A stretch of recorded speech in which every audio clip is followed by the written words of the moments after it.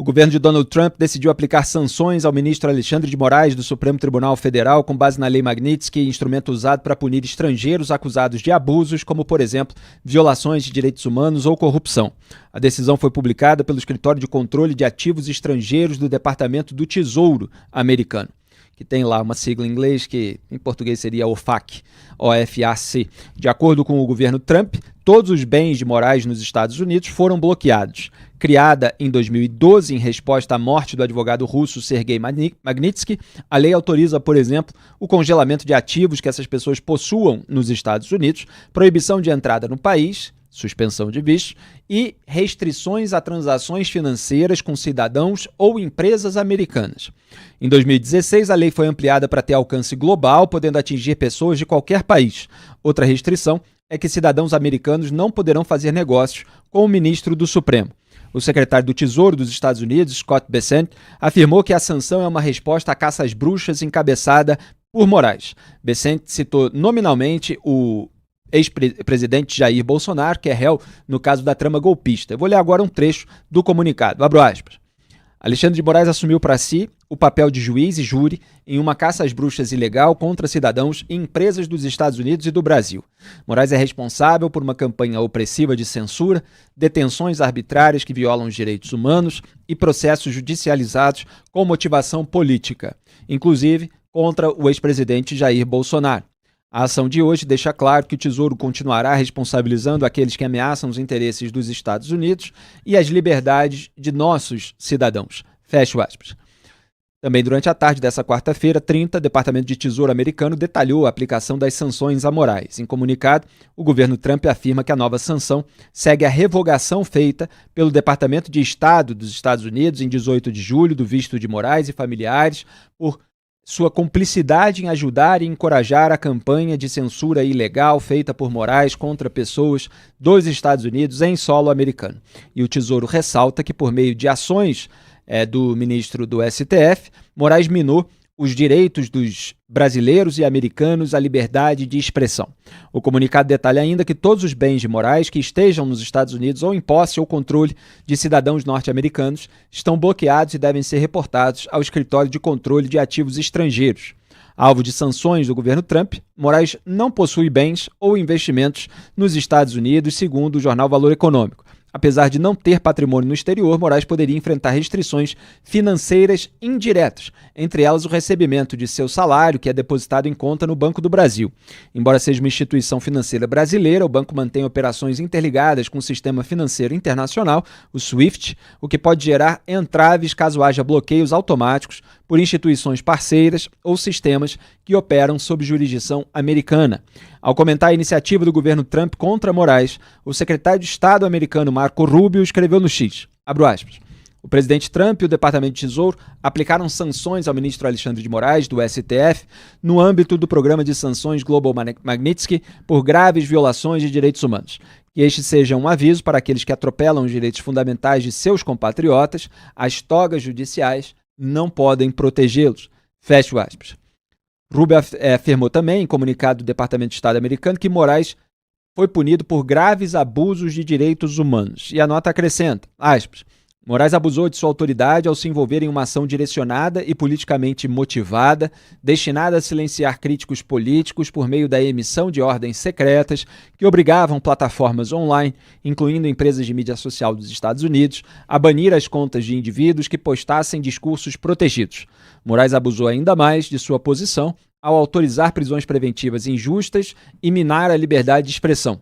Moraes está sendo designado de acordo com a ordem executiva, que na sigla em inglês é EO, Executive Order, 13818, que se baseia e implementa a Lei Global Magnitsky de responsabilidade pelos direitos humanos. Os Estados Unidos usarão todos os instrumentos diplomáticos, políticos e legais apropriados e eficazes para proteger a liberdade de expressão dos americanos de atores estrangeiros malignos como Moraes, que tentam miná-la, ou que tentariam miná-la. Fecho aspas.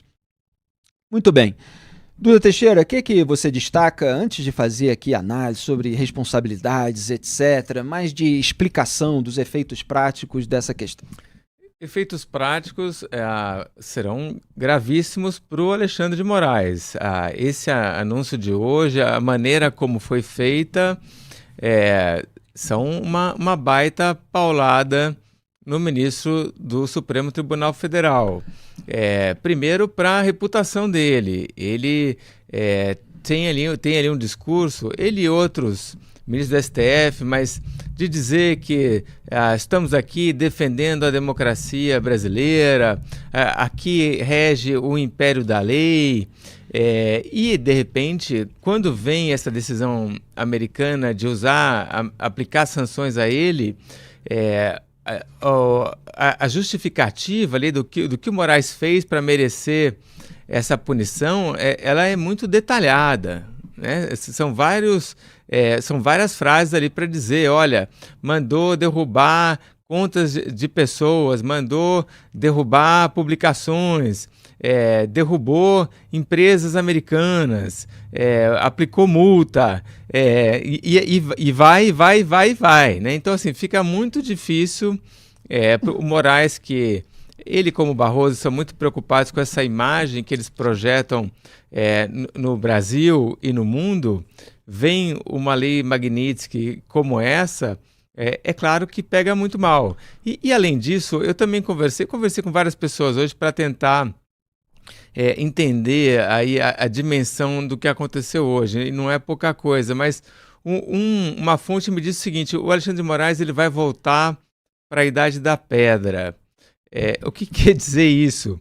É que ele não vai conseguir ter cartão de crédito, ele não vai conseguir comprar passagem eletrônica, ele não vai conseguir ter Netflix, ele não vai conseguir ter Decolar, aplicativos no celular, aplicativos de entrega, porque essas sanções são muito duras, porque punem não só o Moraes, mas qualquer empresa que faça alguma coisa com ele, né, que tenha alguma relação com ele.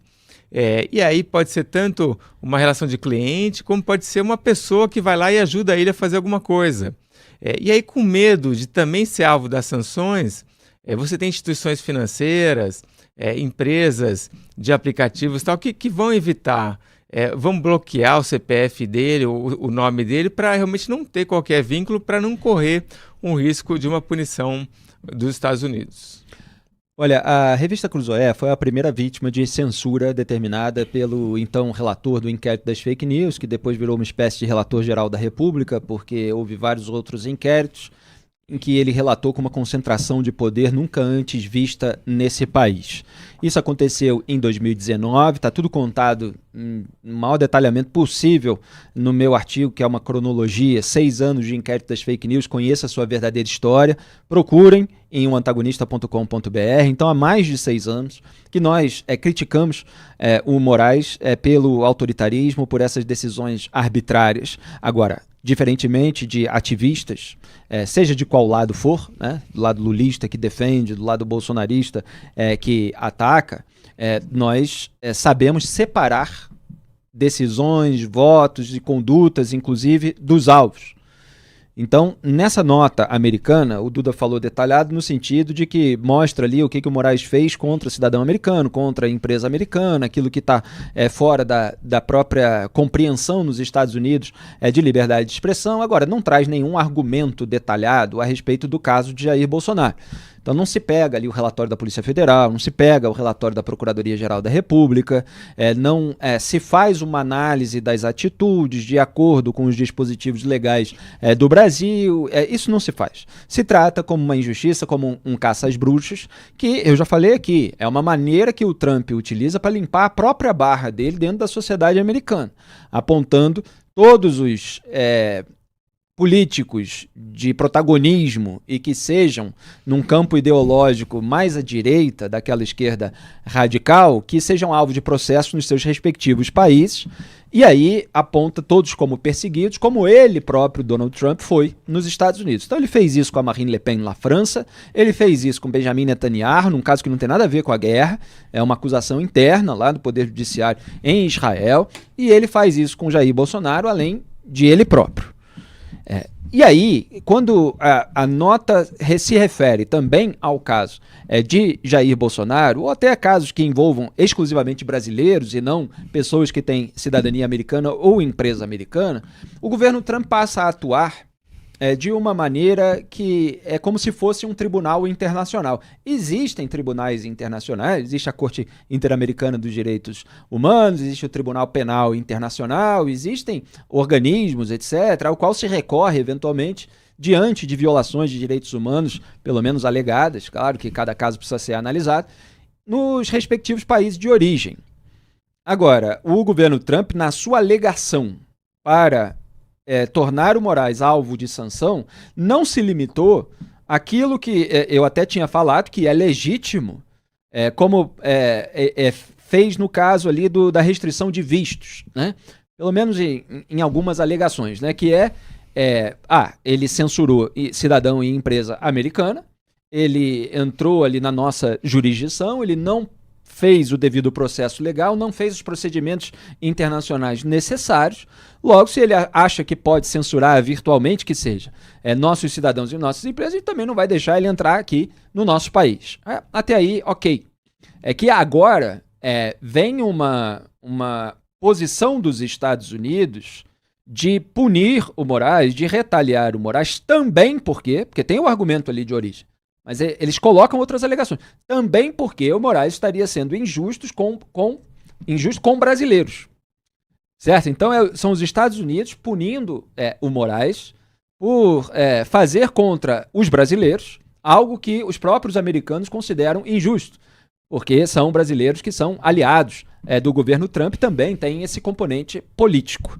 Então isso a gente vai analisar com mais calma. Eu só quero separar aqui as responsabilidades do Moraes, que levaram a esse esticamento de corda internacional e a legitimidade dos Estados Unidos para proteger os seus cidadãos e a sua empresa, e as condutas que são merecedoras de críticas e eventualmente de processo judicial em vários casos, inclusive de Jair Bolsonaro, ainda que haja vícios e problemas que nós apontamos também nesses processos. Porque aqui não tem mente binária, esse programa é feito para pessoas inteligentes que são capazes de enxergar várias variáveis e separar cada elemento para poder fazer um juízo mais específico sobre cada um.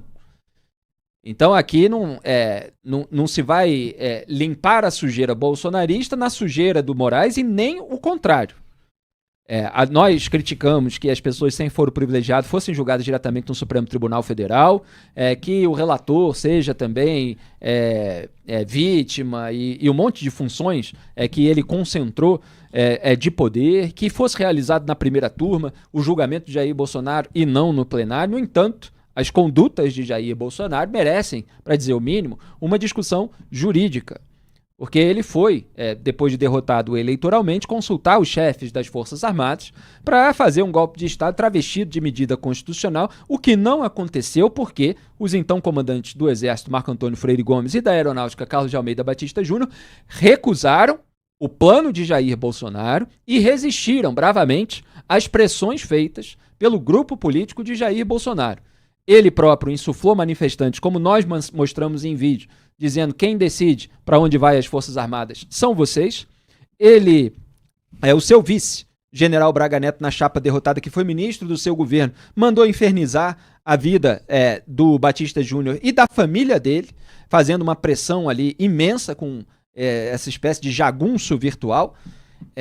Você teve ali militares aloprados, que fizeram cartinha de pressão em cima do comandante, que fizeram outros planos, como o próprio Mário Fernandes, que é o mais aloprado deles, confessou no caso do punhal verde e amarelo, que até outro dia a militância bolsonarista fingia que não existia, que tinha sido uma invenção, uma ficção da Polícia Federal, mas confessou inclusive que foi impresso no Palácio do Planalto. Então você tem uma série de atos que são atos graves, são condutas graves, e agora a gente tem uma posição de um governo estrangeiro fazendo uma espécie de pressão, cobrando que essas pessoas não sejam julgadas da forma que o governo estrangeiro avalia. Então nós vamos ainda analisar essas questões do ponto de vista das relações internacionais, dos procedimentos corretos. Mas aqui, em primeiro lugar, eu só estou separando os elementos em jogo. Então a censura imposta por Moraes existe desde 2019 e nós apontávamos quando a família Bolsonaro não dava a menor bola. A família Bolsonaro passou a dar bola para isso quando ela própria foi atingida. em 2019, quando era a Cruzoé atingida, quando eram procuradores da Lava Jato, como o Diego Castor de Matos, que inclusive tinha publicado um artigo mostrando a manobra na segunda turma do STF para gerar impunidade com transferência dos processos para a Justiça Eleitoral. Ele foi alvo do inquérito das fake news, o próprio Deltan Dallagnol já no começo era alvo do inquérito das fake news, os auditores fiscais da Receita que fizeram ali uma apuração que atingiu 134 contribuintes, entre eles as esposas dos ministros Dias Toffoli e Gilmar Mendes viraram alvos. O Bolsonaro não estava nem aí. O André Mendonça, que era advogado-geral da União, e depois o Bolsonaro premiou com a vaga no STF, legitimou o inquérito das fake news. O Augusto Aras, procurador-geral da República, também só quis participar junto, que foi contornado pelo Dias Toffoli, que estava querendo dar todo o poder ao Moraes. E a gente sabe como a família Bolsonaro sabotou a CPI da Lava Toga. Então, assim, tem uma história que precisa ser contada em todos os detalhes, e aqui a gente vai analisar essas nuances. Agora, Denis Xavier, o que você destaca dessas sanções de ao Alexandre de Moraes, que é alguém que, repito, nos últimos 6 anos foi esticando a corda, foi se tornando cada vez mais onipotente, foi sendo aplaudido pelo seu entorno e se achando no direito de ferir a liberdade de expressão dos outros, conforme a sua conveniência, fazendo, como a gente apontou também, uma série de puxadinhos na legislação brasileira. Denis. Esse é um caso que evoca diversas dimensões. A primeira delas é meio emocional, vamos dizer, meio fora da análise crítica do que acontece. É muito bom ver Alexandre de Moraes sob escrutínio mundial por conta da sua atuação temerária no Brasil. Esse é um ponto. Eu tenho as minhas dúvidas bastante fortes com relação aos efeitos disso dentro do país em relação à atuação do STF a partir de agora. Eu acho que, ao contrário do que muitas pessoas imaginam, pode haver um recrudescimento da corte em relação aos casos julgados. Então eu preciso separar essas duas coisas. Primeiro, é muito bom ver, né, Alexandre de Moraes finalmente exposto para o mundo todo por conta dos abusos cometidos. Por outro lado, eu continuo acreditando que nós só vamos conseguir nos livrar da sujeira doméstica a partir de uma atuação doméstica. Eu tenho as minhas dúvidas, como estudioso do liberalismo, sobre essa morte econômica do Alexandre de Moraes. Eu acredito que ele já imaginava que isso fosse acontecer, então ele já deve ter tomado as suas precauções para não se prejudicar tanto nesse sentido. Claro que esse é um trabalho terrível que ele vai ter para se organizar, mas eu não acho que isso seja completamente impossível. Nós temos aí criptomoedas, nós temos um submundo da economia que pode trabalhar com ele para que ele ainda respire de alguma forma, mas eu acho que isso domesticamente é ainda muito complicado, ou seja, que os resultados desejados não virão, Denis, por causa da aplicação dessa lei. A gente vai continuar com a sua análise com tranquilidade no próximo bloco. A gente tem que fazer o intervalinho da TV, são 2 minutinhos e a gente volta já. Muito bem, durante o intervalo da TV BMC, você já sabe o que fazer, like, enquete, comentário no chat, e eu vou ler aqui a pergunta da enquete para vocês, que é a seguinte: Moraes vai mudar de postura, sobre redes e Bolsonaro? Aí tem 3 opções: sim, em ambos os casos, sim, só no caso das redes, ou não. Ou seja, depois da sanção, se o Moraes vai ficar mais ressabiado para mandar derrubar as contas em redes sociais de alguém, etc. E se ele vai eventualmente ter algum recuo na maneira dele de se posicionar como relator, que tende a dar um voto pela condenação de Jair Bolsonaro, de acordo com tudo que a gente viu da atuação dele. Então, se ele vai mudar em ambos os casos, se ele vai mudar só no caso das redes, porque só no caso do Bolsonaro seria mais improvável, né? Então, a gente nem botou essa opção. Então, sim, em ambos os casos, sim, só no caso das redes, ou não. O que você acha que vai acontecer e quem viver verá? Duda Teixeira. Muita gente reclamando aí da postura do Senado brasileiro. Isso, a gente vai falar no próximo bloco. José Cláudio, a vergonha maior é ver um Senado inerte. Wilson Rodrigues, Xandão, herói nacional. O professor... Tem de tudo para todos os lados, né? O professor que virou sardinha. O STF já mandou recado pela imprensa chapa branca? Não sei, precisa... De repente você dá uma mudadinha depois. Depois que terminar o papo, você muda de canal, dá uma olhadinha na imprensa chapa branca. R. von Solstein. O Paraíso, Xandão na prisão, mas ele só não. Tem que ser junto com o Lula, o Bolsonaro, o Toffoli e o Gilmar Mendes. Olha só. Denis Costa. Enterro do Senado será quando? Já podem marcar. Anderson Silva, vergonha desse juiz e do Senado que nada faz. Vamos lá. Salve, salve, de volta com o Papo Antagonista na TV BMC, além do canal de O Antagonista no YouTube. O nosso querido Denis Xavier estava fazendo a sua análise sobre essa repercussão das sanções contra Alexandre de Moraes pelos Estados Unidos. Continue, Denis. E nós falávamos aí no intervalo exatamente sobre o ponto que eu estava sublinhando, né? Sendo um problema nacional a ser resolvido nacionalmente, nós temos que acionar os instrumentos corretos. Por exemplo, onde se encontra o Senado brasileiro nos últimos anos, né? O que foi feito do Senado brasileiro nos últimos anos?